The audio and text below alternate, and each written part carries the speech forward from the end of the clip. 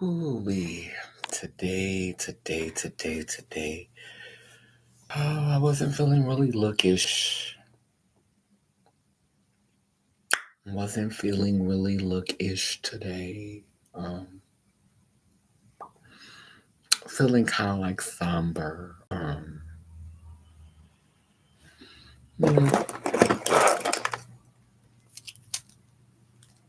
And I'm gonna give y'all a few minutes to get on the live. I'm gonna do I want to set my intentions.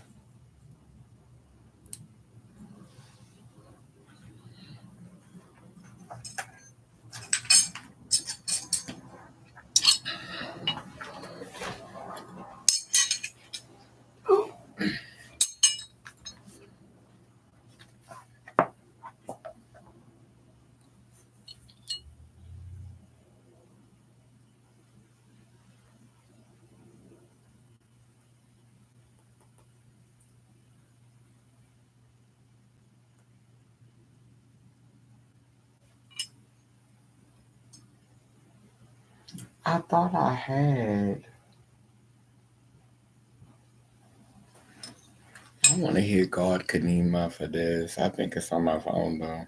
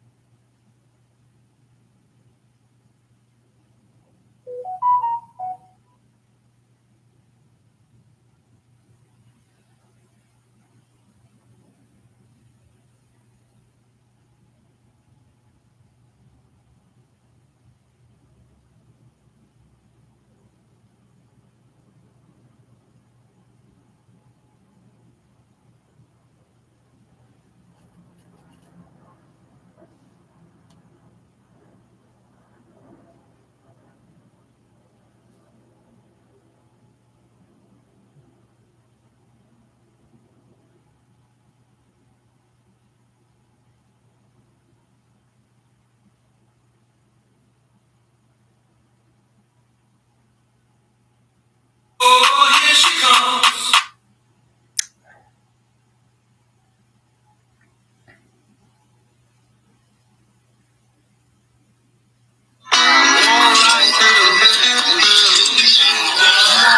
God kanin mafadas. God kanin mafadas. I am not a wolf in sheep's clothing. But if you were to suggest that I might be both, I wouldn't argue.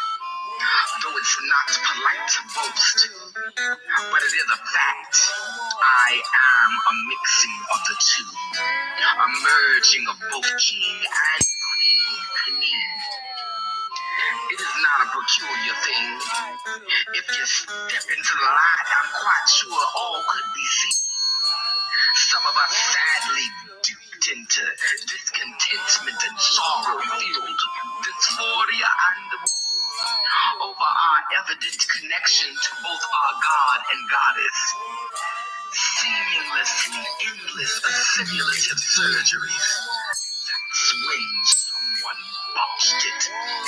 It is her who told the line, so you'd be wise to learn as you traveled on roads behind.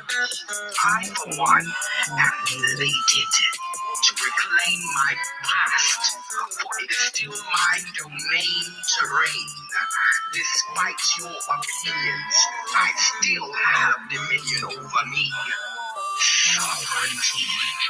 Flesh, you may slay or kill, but something within me will continue to live, to give. Something that will ever add to the collective consciousness, having the ability to both destroy and heal. It is in our divine will. So on this day, in this very hour, I take back my power, embracing all of me, both the muddy and the clean. I walk between fantasies and nightmares. I chase more than dreams. It is in this moment I boldly stand in my duality. Some might say that I'm a bit contradictory, but I promise I'm never as trivial as a formality. I am a wolf in sheep, familiar with the red hood, the Bo Peep game. I'm more than that. I am a she-wolf. A she-wolf. I am the wolf that could have run ahead of the pack, but I chose a sound mind to run behind, to make sure that the weakest of cubs was safe from snakes, so that they may grow strong, living long enough to see and be. I am the little sheep, the sometimes lost sheep, but I'm also the shepherd who found it. I'm the reason for your warm wool in the coldest of winters. I've been the sacrifice, for it was my blood stained by 3 letters.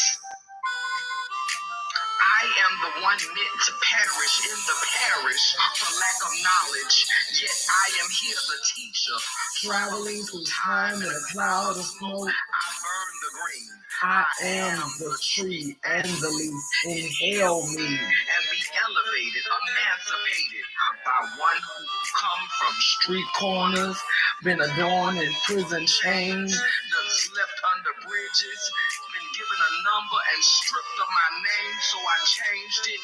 Yeah, I changed my name. Yeah, that's right, and I change it again. I keep changing it until I find one that fits. Cause sometimes those old names, they just don't fit no more. Somehow I got it into my head and it stuck that 2 heads weren't better than one, so I got rid of the little one. You heard me? Went on and had that surgery, that change, only hoping to finally come in out of the rain.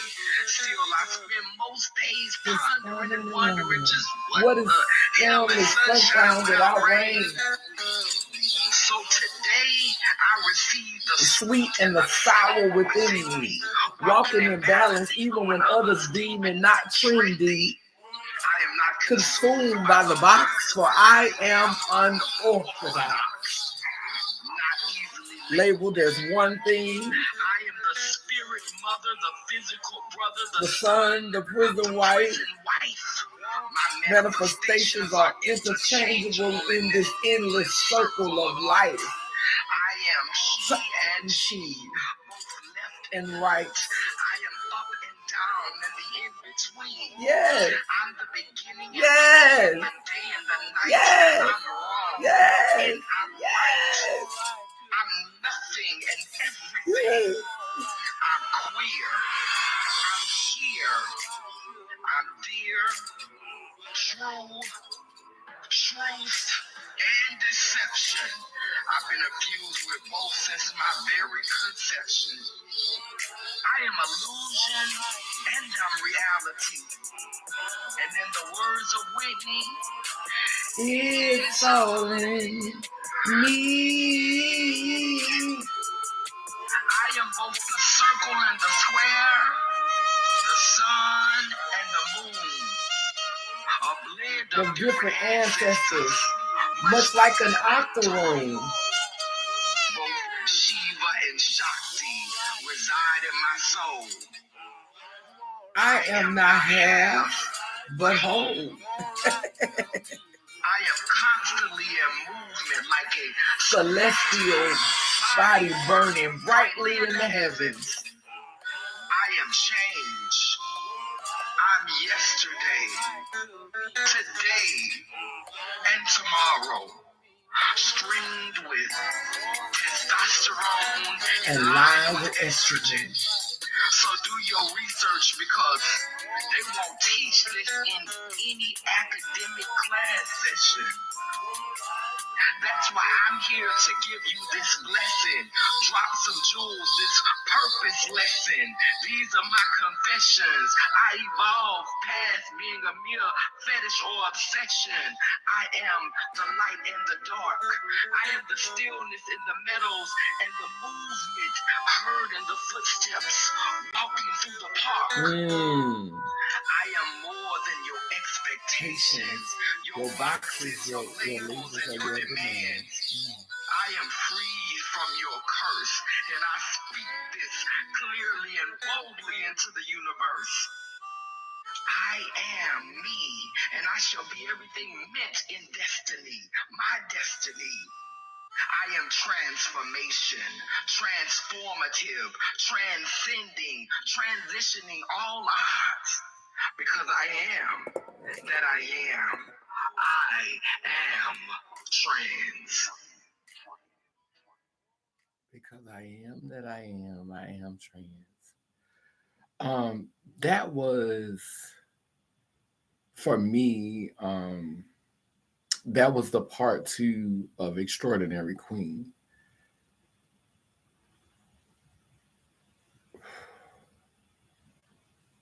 And every time I hear that piece, I remember where I was and I think about where I am now.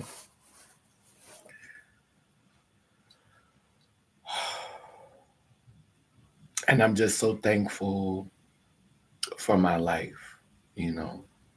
I'm thankful for my light. I'm thankful for my ups and downs. Even though life is difficult because when you when you wake up, it's not as easy to find or to and you know, I think that's even where it's wrong at. Like this idea of trying to find anything because the way this reality is set up is we feel like we should be looking for love or we should be searching for happiness or you know and not just manifesting it, not just having it to come to us like this whole the way this whole reality is set up, we're always seeking and searching and grinding and hustling and you know it's not we're not this reality does not put us on a frequency that allows for the law of attraction. Well, even if we're attracting something that's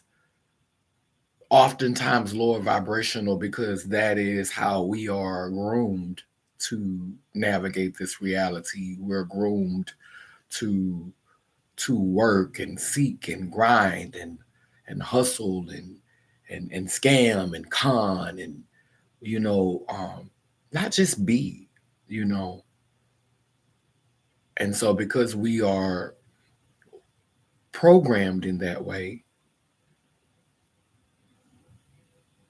many of us exist on a frequency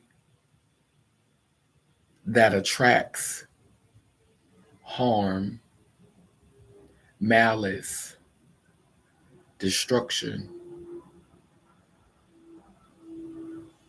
a lack of empathy, concern, compassion, because we've been stripped of our sovereignty. We've been stripped of our autonomy. We've been stripped of the opportunity to be aware and to not be condemned for that awareness, to not be shamed for that awareness. Because to walk in the totality of who we are, you know, as these complex pieces, you know, because a lot of us are more complex than we let on, you know. We have more going on than we let on, you know, but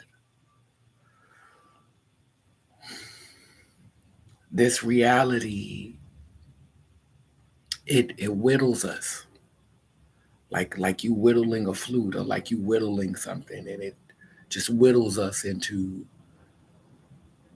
something useful to the matrix, something use something useful to the plantation. And so few of us fight that process. And the ones of us that do fight that process are demonized. excommunicated, belittled, condemned, shamed, ostracized, harassed, persecuted for resisting being molded, being herded like chattel, like sheep. Those of us who resist that.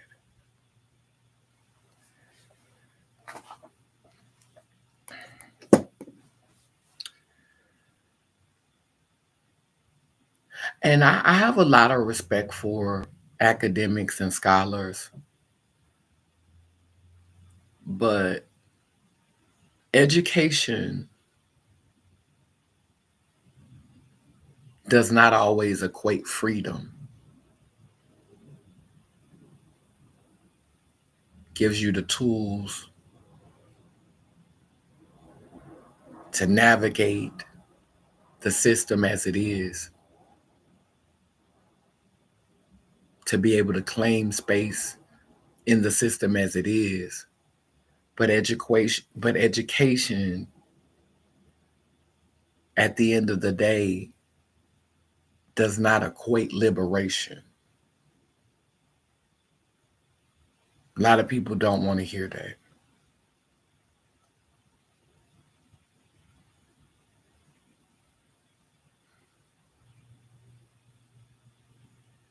Self-awareness, you can't learn that in school. Autonomy, sovereignty, it's not a class for that.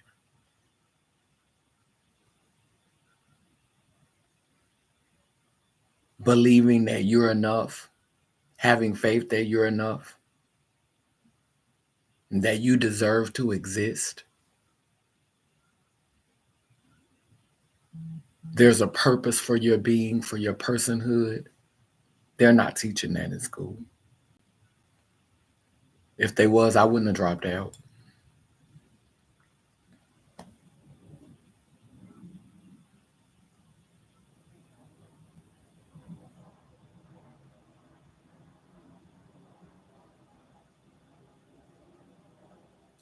This reality is very challenging for people who are different, people who will never fit in. And so much about you has to be repressed, suppressed, bound, and binded in order for you to excel in this system.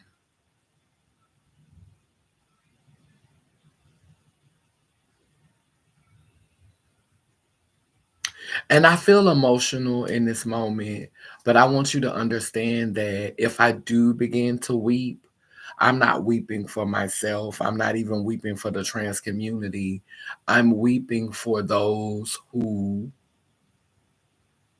are afraid to walk in the power of who they are. Those who,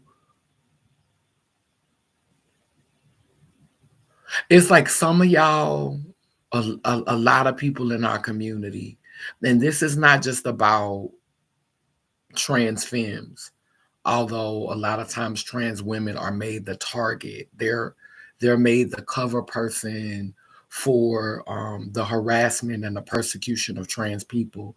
But this is bigger than the trans community. That's why I titled the video the way that I did. And I alluded to this point in another video, but I'm going to bring it home today.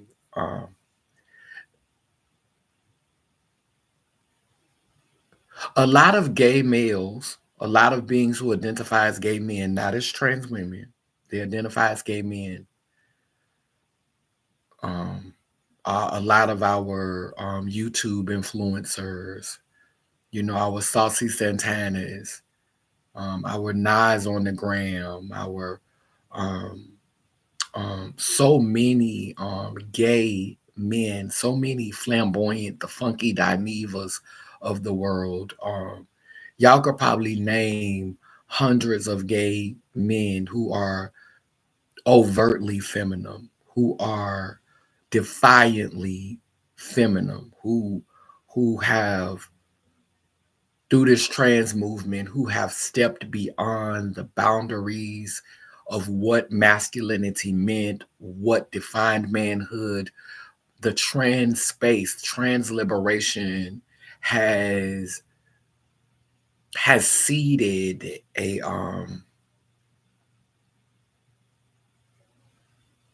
it seeded a season where gay men, feminine gay men, could really just own more of their wholeness.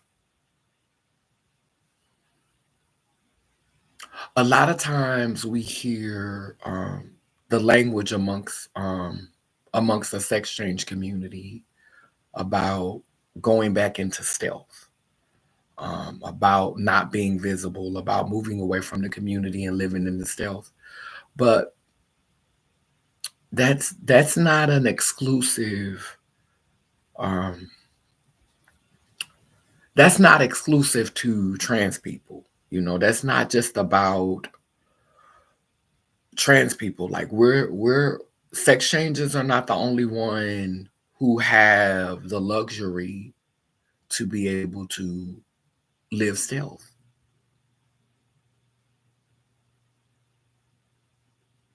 Our flamboyant males who have been challenging gender norms, who've been challenging the binary, um, unfortunately, a lot of times giving the glory and giving the honor to a patriarchal deity and uplifting um, patriarchy and uplifting the brotherhood, which is the fortunate part of that work. But I'm not going to diminish the work that a lot of our gay brothers have been doing to challenge a lot of our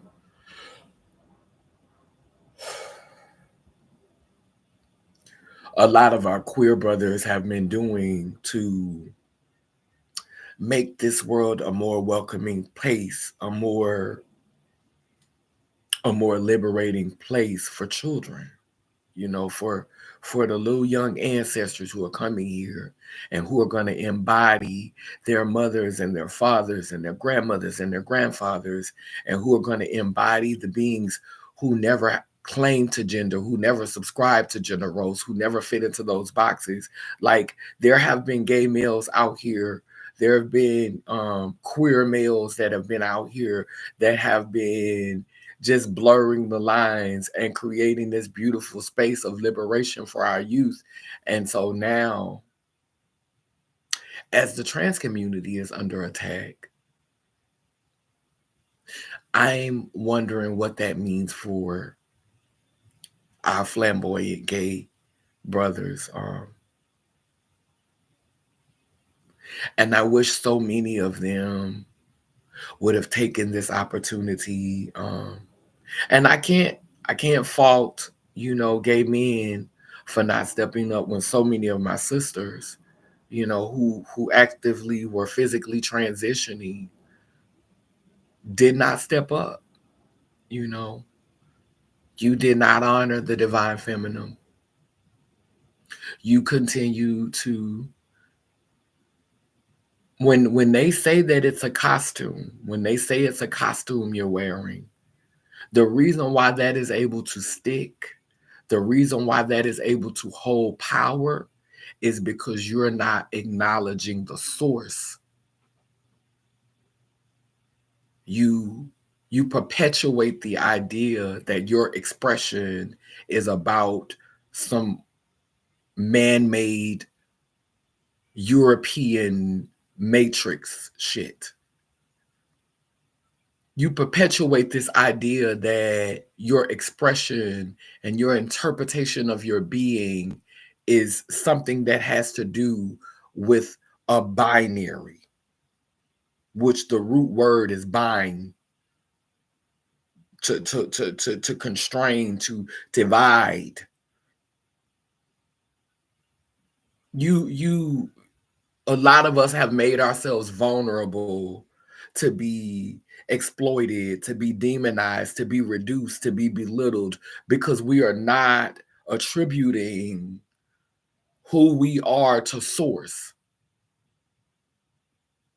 We've not been doing the shadow work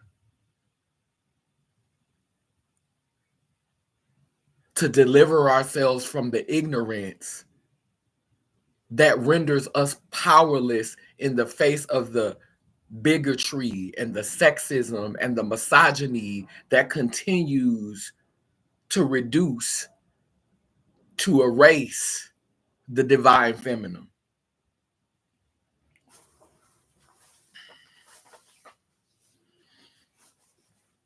It's easier to go along and make all of the work that you've done at the end of the day, but it makes all of the work that you've done look so empty. It makes it look purposeless. It makes it look like what is the intent behind it? And so many of us lack that explanation when we're asked to talk about it or to process it. We have shallow responses about being fierce, about being fab.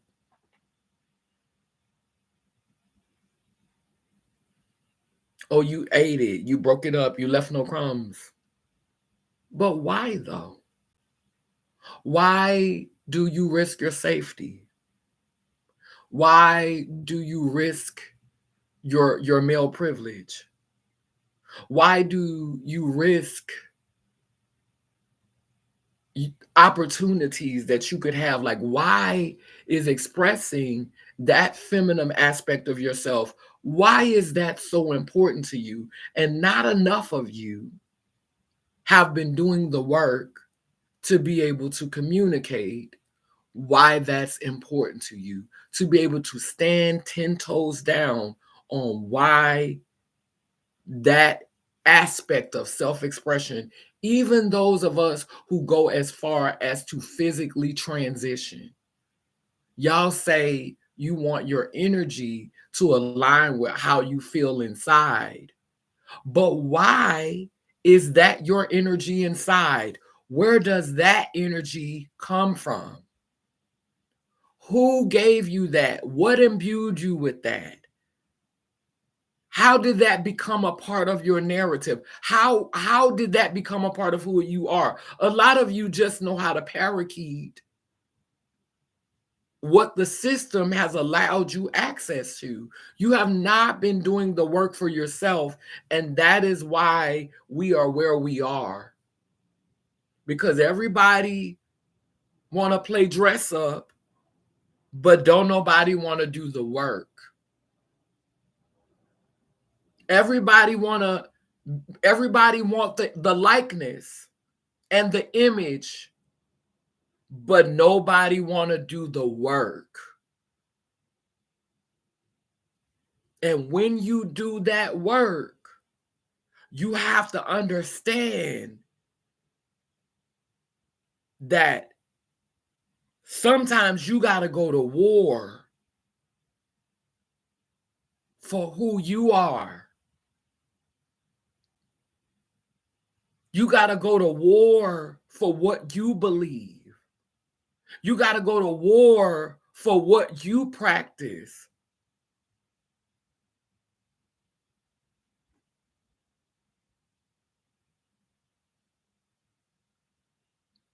You got to be willing to defend who you are, defend how you see the world, defend why this is who you are, because you have been doing that work.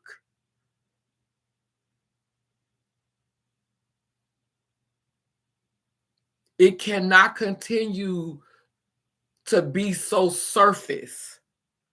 our existence, our being, our expression, how we show up. They are able to attack us because a lot of us aren't doing the shadow work on ourselves to understand who we are. And so we don't have an adequate rebuttal. And to some degree, yeah, you could take this to court and you could fight it, but morale wise, morality wise, a lot of us have not done the work because a lot of us have subconsciously accepted this ideology that we are wrong, that who we are is wrong. And this happens a lot in the gay community. This happens a lot with gay Black men.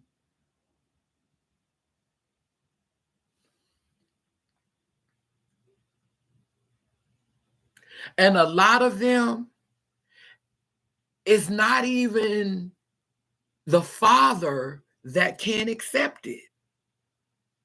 Most times it's the mother who can't accept her gay son. And you would think that the mother would understand, but the mother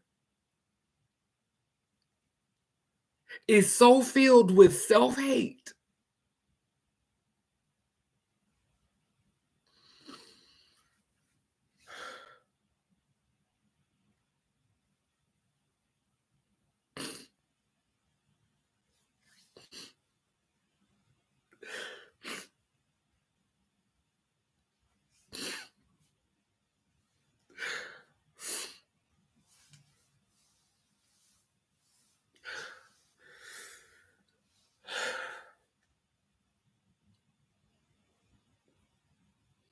The mother has been beaten down so much by this society, so much by this reality,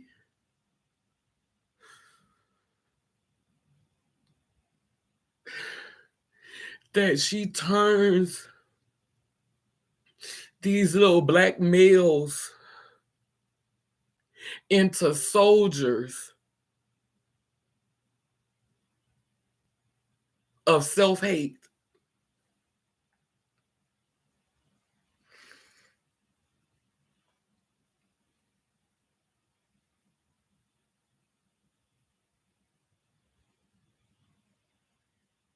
I don't I don't know who's the most brainwashed in this reality.